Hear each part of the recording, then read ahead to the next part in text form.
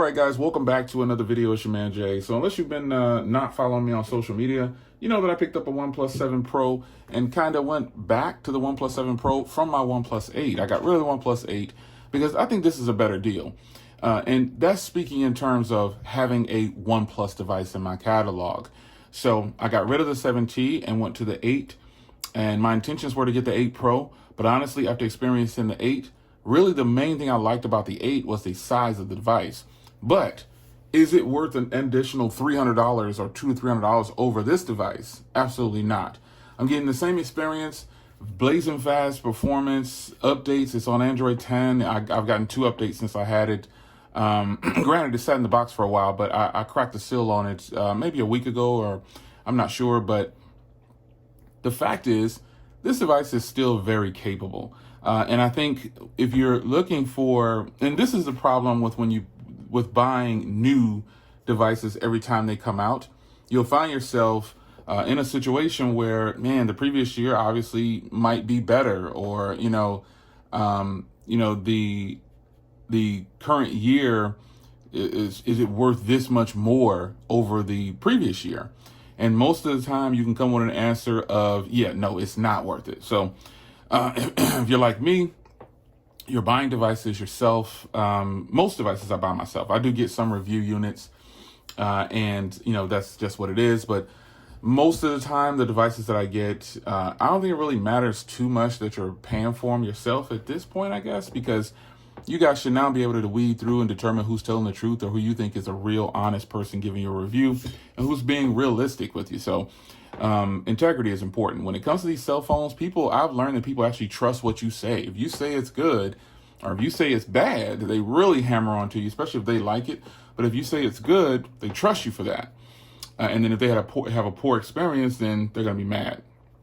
This device, though, when I say the cameras are a little bit are better, they're not better by like, oh my gosh, this is just worlds better.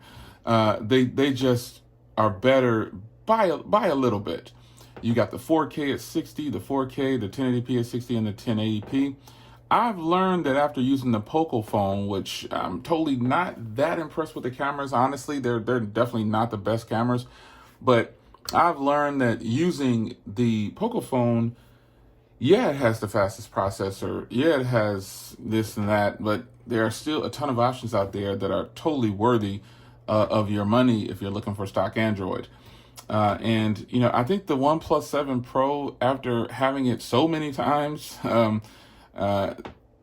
this time it's kind of like I'm comparing it against its big brothers, and it does good enough to where I'm impressed. I just got a mirror gray and I slapped a skin on it and called it a day. Threw it in one of my favorite cases. I bought this case before, but I couldn't find it, so I had to buy it again.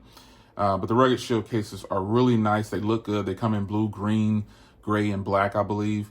So find you a nice case or whatever, and you're good to go. Now, obviously, the OnePlus 7 Pro, to me, cameras don't measure up to a V60. However, they are definitely better, in my opinion, than the new devices from OnePlus. So with saying that, I'm going to take some photo and videos, I guess. Maybe I'll do some video or photos down here. I'm not sure. Let's just take a look real quick. All right, so here's the front camera, and I've given this front camera a pass multiple times. I think the front camera on this thing is absolutely incredible. It really picks up detail around the face and everything. It does okay, like this wall that you see back here.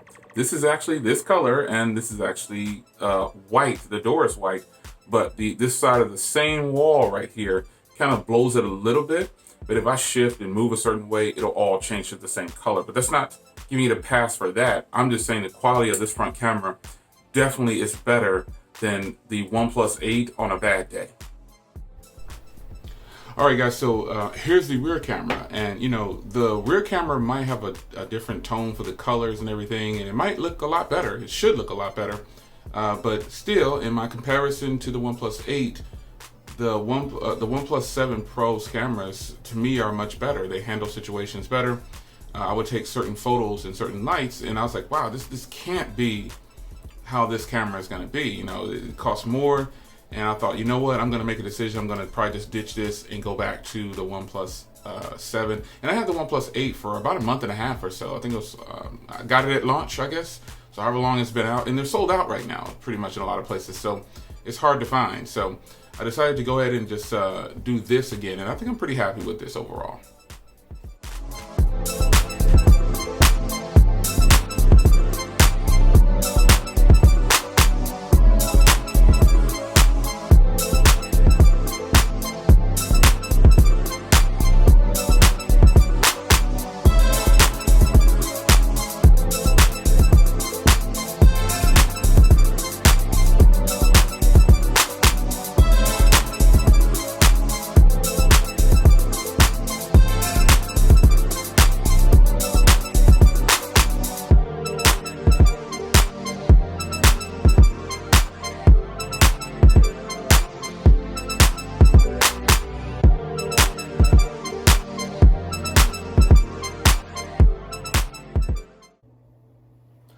All right, so as you can see there, after some photos, the cameras are actually really good. And it might be that way because the last time I had this device, it didn't have the current software. They've done obviously some tweaks to the phone. So, you know, this is a huge plus for OnePlus, no pun intended. But, you know, they really have done a good job with this phone. I gave this phone a hassle at the beginning. But it just goes to show that if you wait sometimes down the line to grab a device, it could actually get better over time. And Essential Phone has done that the best. I think Essential Phone did the best at keeping their devices up to date and current with software and everything like that.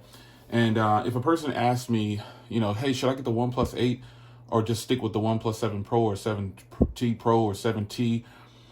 I would say the OnePlus 8 is nice, but after having it for almost 2 months or whatever time it was, you know, this phone is good enough, and I think the cameras are better.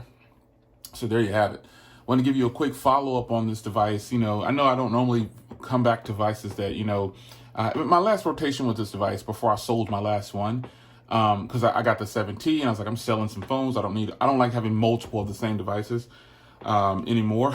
If you know my history, you know, I used to buy like all the colors of one thing, which is stupid. But OnePlus, you know, hey, I love the hardware on the 8, but honestly, it's just a phone.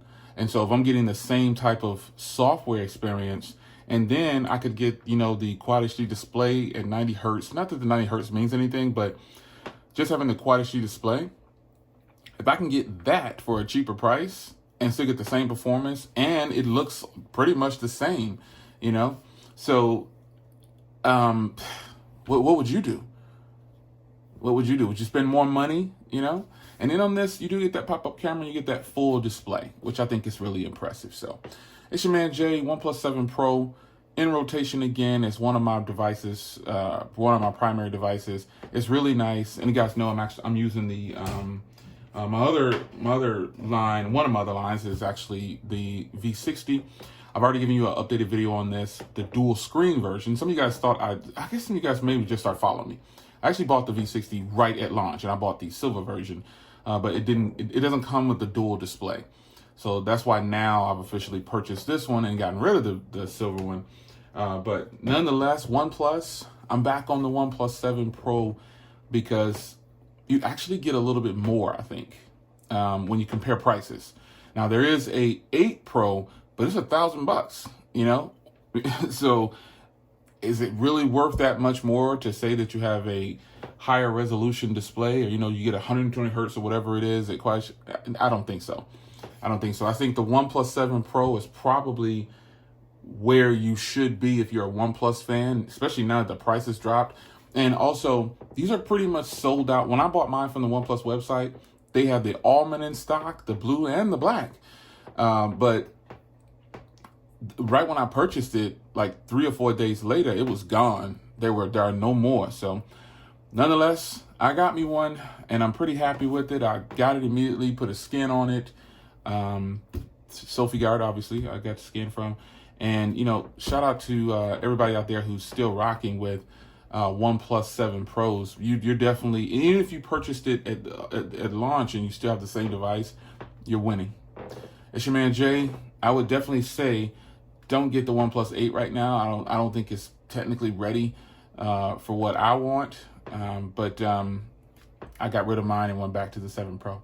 I'll see you in the next video.